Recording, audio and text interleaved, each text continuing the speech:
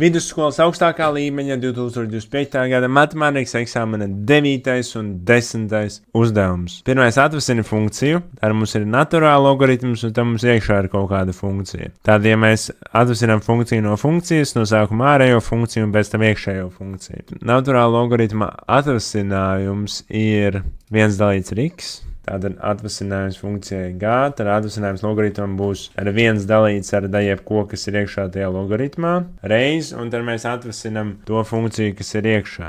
Tad atceramies, x atvasinot sanāk 1, skaidri atvasinot sanāk da nekas. Un tad mums vienīgais, kas paliek, ir tas 3 uziet augšā, un mums paliek 3 dalīts ar 3x plus 4. 10. uzdevumā mēs zinām, ka funkcijas primārais atvasinājums ir pozitīvs, bet dubultais atvasinājums ir negatīvs. Un kura tā funkcija ir? Pirmās kārtas atvasinājums noteica funkcija ir augoša vai dilstoša, un šajā gadījumā ir lielāks par 0, tāda ir augoša. Tātad vai nu B vai nu C, D un A varianti nedara. Un tad dubultais atvasinājums noteica, vai funkcija ir ieliekta vai izliekta, un tur jāatcerās, tātad, ja funkcija izskatās pēc smaidiņa, tad viņa ir pozitīva, ja negatīva, ja pēc bēdīgas seņas negatīva. Jā, šeit mēs varam uzzīmēt smuku smaidiņu. Jā, tātad šeit dubultais atvasinājums būs lielāks par 0, bet šeit mums ir bēdīga sēņa, jā. Bet šeit atvasinājums būs negatīvs. Un tā kā mums vajag negatīvo dubulto atvasinājumu, tad mums vajag šo te, ja atbilde ir C. Un uzdevums ir atrasināts.